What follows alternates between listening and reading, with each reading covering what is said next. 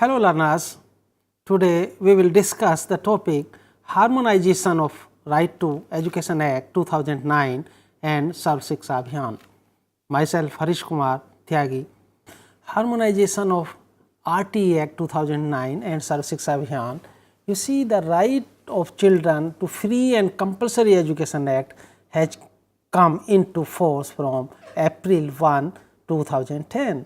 Every child is in the age group of 6 to 14 years will be provided 8 years of elementary education in an age appropriate classroom in the vicinity of his/her neighborhood school. The objectives of harmonizations are to assess the attitude of regular school teachers, special teachers towards inclusion of children with special needs, and to assess the possessed and required competencies of regular school teachers and special teachers to handle children with special needs in inclusive educational setups, to assess the attitude of normal students towards inclusion of children with special needs, to find out the relationship between the awareness, attitude, possessed and required competencies of regular school teachers and special teachers to handle children with special needs in inclusive education setup, to develop the scientific attitudes, raising scientific and technological competencies, encouraging creativity and solving problems related to daily lives, to conduct training programs to the teachers and parents regarding learning difficulties, to help the children to improve their academic performance, to analyze the socio-economic cause and reasons for school dropouts at the primary level education, to assess the enrollment, dropout, retention of girls at primary and elementary level, to examine the economic and demographic factors that affect enrollment, to examine the physical and financial performance of SSA scheme in relation to training. And now the question arises, how do authorities plan to implement this right to education in the new academic session in the face of acute shortage of primary and upper primary schools? So, this is very important questions, how it is possible, because sometimes funds are not there, sometimes the people are not ready to learn, and the right of free and compulsory education is guaranteed to the children as per the norms prescribed under Sarva Shiksha Abhiyan. According to the government norms, there should be a government primary school for a population of 300 at a distance of every 1 kilometer and an upper primary school for a population of 800 at every 2 kilometers. So, it means we can say that within a radius of 1 kilometer there should be one school, and within a radius of 2 kilometers there should be a school where the population is more than 300. So, presently according to the records of the Basic Education Department, there are 1032 primary schools and 352 upper primary school in the district. So, this is an average of each and every district. Besides, there are 780 other recognized primary and 577 upper primary schools in the district. So, these are the figures we can say what is the scenario of today's. If we add up the figures, there are 1812 primary and 929 upper primary school in one district. So, this is the average. We cannot say that these figures applicable to every district, but on an average basis these much schools are available.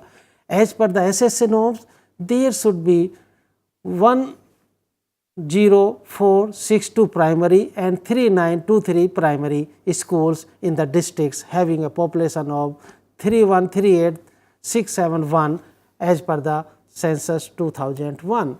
However, there are also a number of other institutions in the districts like private, non-government schools and madrasas. The emphasis is on the mainstreaming out of the children through diverse strategies and providing 8 years of schooling for all children in age group of 6 to 14 years.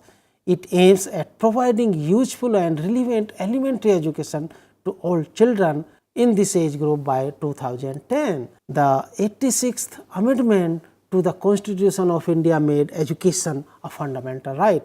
And now, after enforcement of the right of children to Free and Compulsory Education Act 2009 from April 1, 2010, it has implications for fulfillment of obligations that every child should be in the school. There are a number of children of age group 6 to 14 years who are engaged in some form of work, like they are working sometimes in the hazardous industries, sometimes they are working in the tea stalls, sometimes they are working in the houses. If the records of the Labour Department are to be believed, that over 5,000 children are working in hazardous and non-hazardous industries, having been identified and rescued so far since December 1996 in Varanasi, Chandoli, Jaunpur and Ghaziabad districts of Uttar Pradesh.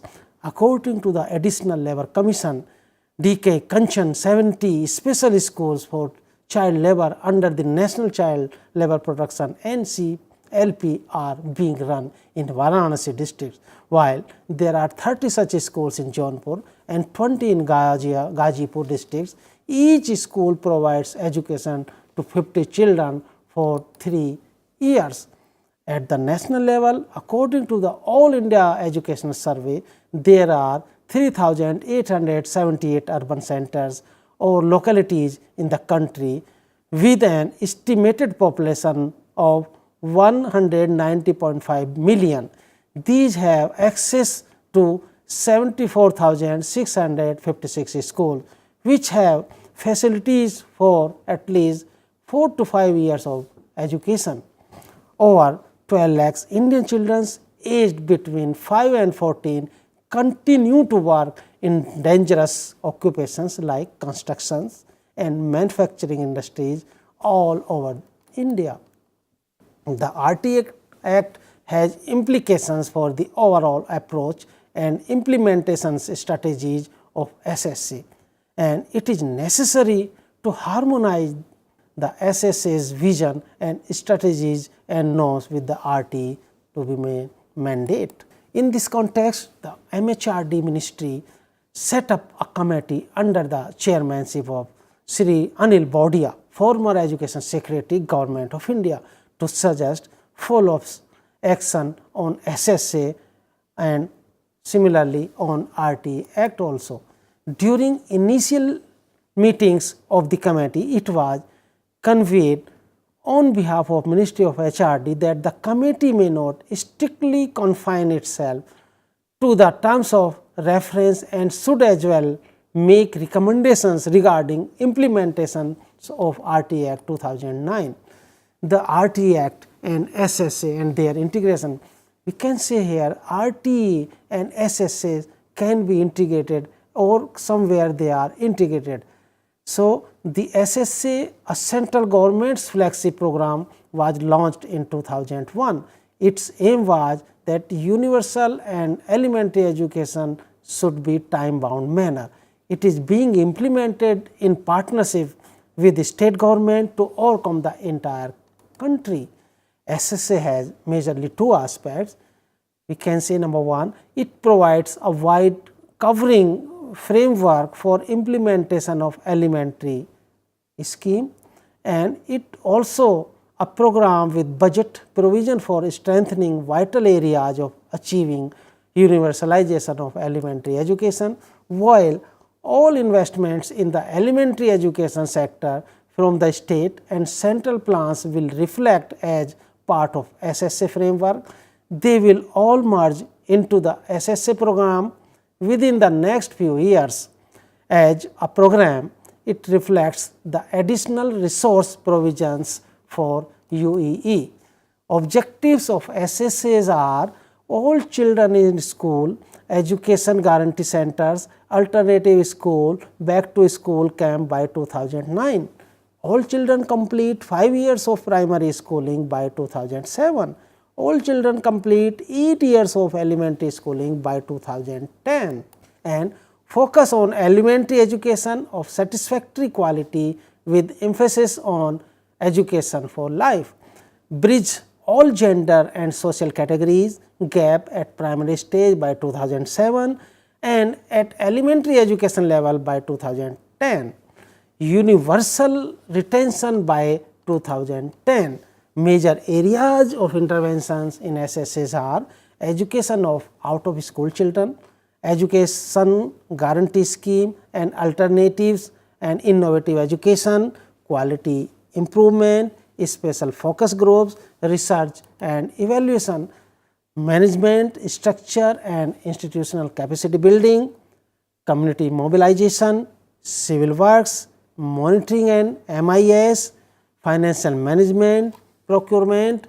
So, here we can say SSA has to perform a lot of tasks, not only by giving emphasis on child's enrollment, they have to construct a school building or a room in a already available school, so that it can be particularly for SSAs. So, here the activities of SSAs may be like institutional reforms, how the institutions can be made reforms. So, as part of the SSA, the central and the state government will undertake reforms in order to improve efficiency and delivery of the system. The state will have to make an objective assessment of their prevalent education system, including educational administration, achievement level in the school, financial issues, decentralization and community ownership, review of State Education Act and recruitment even of the teachers, monitoring and evaluation of the result of the students and also the status of the education of girls, whether the girls are enrolled in the schools or they are out of the school, and also the enrollment of the disadvantaged group. And not only this disadvantaged group in the primary education, but in early childhood care education also, that is ECCE. Many states have already carried out several changes to improve the delivery system for elementary education. Next is sustainable financing under SSAs. The Sarva Shiksha Abhiyan is based on the premise that financing of elementary education intervention has to be sustainable. This calls for a long-term perspective on financial partnership between the center and the state governments. Community ownership is also a part of SSA. The programs calls for community ownership of school-based intervention through effective decentralization. It means community will look into the matter whether the teacher is to be appointed and how these teachers and their teaching is to be monitored. This will be argumented by involvement of women's group, village education committee members, that is VEC, and the members of Panchayat Raj institutions have also come into the community involvement group. Improving mainstream educational administration. Under this SSA, the emphasis has been given to the educational administration's improvement. It calls for improvement of mainstream educational administration by institutional development, infusion of new approaches, and by adoption of cost-effective and efficient methods of teaching even. Habitations as a unit of planning. The SSA works on a community-based approach to planning with habitation as a unit of planning. Habitations plans will be on the basis of formulating districts plans. Accountability of the communities. So, in SSA it has been decided that how this community will be accountable. SSA envisages cooperation between teachers, parents and principals, as well as the accountability and transparency to the community. Next of the SSA's goal is priority to education of girls. So, SSA has given emphasis to the girls' education, especially those belonging to the scheduled castes and scheduled tribes and also of the minorities group. This will be one of the principal concerns under this Sarva Shiksha Abhiyan. Focus on a special group, that is also part of SSA. There will be a focus on the inclusion and participation of children from SCs, STs, minorities group, urban deprived children and disadvantaged group, rural children, the children coming from the slum areas and the children with special needs in the educational process. And thrust on the quality. SSA also tries to maintain the quality, not only enrolling them, but they should be provided the quality education, so that while they pass out from the school under this SSA scheme, they should have certain type of knowledge, particularly whatever they have learned they should have, and they should have good achievement during the examinations.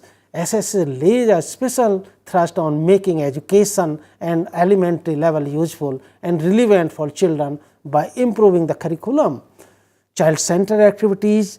So far, the teachers were giving only the teachers training, but now under this SSA, child-centered activities has been given the due importance, and effective teaching learning strategies have been emerged. So, under this SSA scheme, the role of teachers is like SSA recognizes the critical and central role of the teachers and advocates a focus on their development needs.